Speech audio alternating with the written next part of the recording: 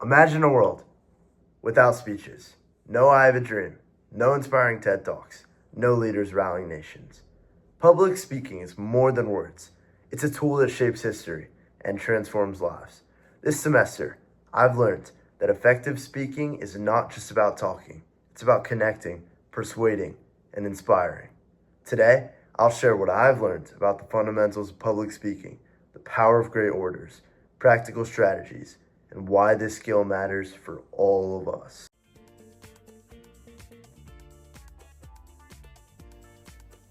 I chose to study public speaking because I am involved in a Jewish youth group called BBYO, and I serve on the regional board of the Atlanta region. Here, we need leadership skills and need to be good role models. I discovered that in order to leave a lasting impact on the many people in my region, I need to become a better public speaker so that I can send all my brothers on an emotional journey every time I speak, making an impact on them and inspiring them to inspire others. I realized that taking on public speaking would be beneficial, not just for this, but in all communication skills, which I am good at small talk, but can hit the next level. One of the first lessons I learned was that great speeches start long before you speak. You must know your audience, define your purpose, and structure your message clearly. Preparation and practice are key. Confidence comes from repetition. I also discovered the importance of body language, visual aids, and managing nerves. These elements turn a simple talk into a memorable experience. Public speaking is an art, and, like any art, it has its language. Words like eloquence, perspicuity, and rhetoric aren't just fancy terms. They represent skills that make speeches powerful. I learned how devices like metaphors, similes, and cadence create rhythm and emotion in speech. These tools help speakers captivate audiences and leave lasting impressions. This semester, I analyzed some of the most influential speakers in history. People like Mahatma Gandhi, Martin Luther King Jr., Winston Churchill, and even controversial figures like Adolf Hitler. What made them effective wasn't just their words, but their delivery, their timing, and their ability to connect emotionally.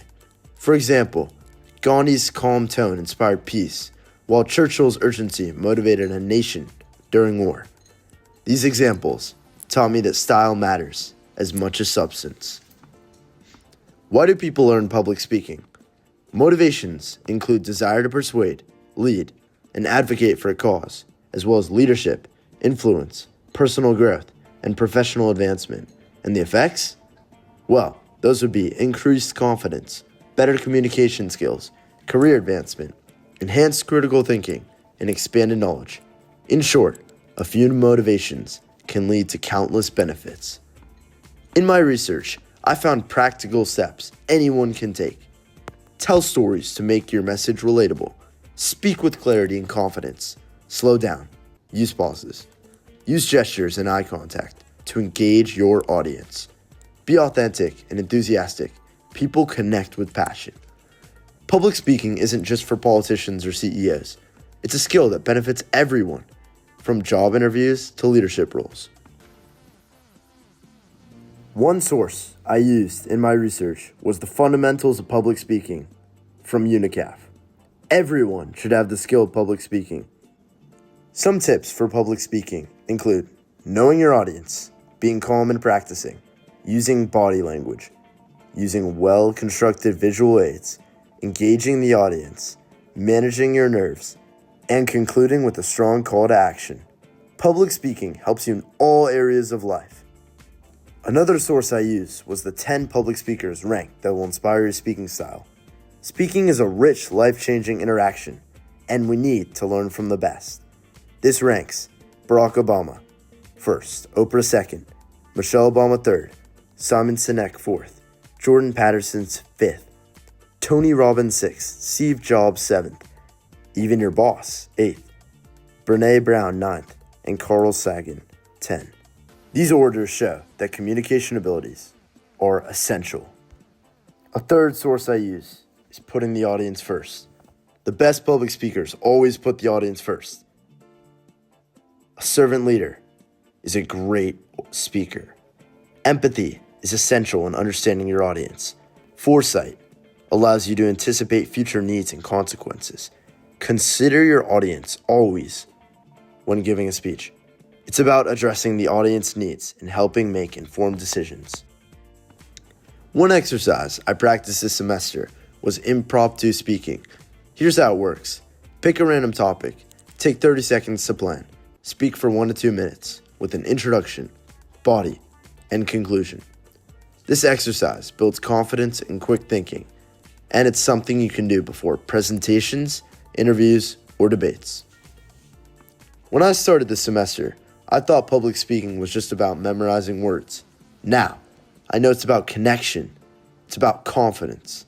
I've learned to manage nerves, organize my thoughts, and speak with purpose.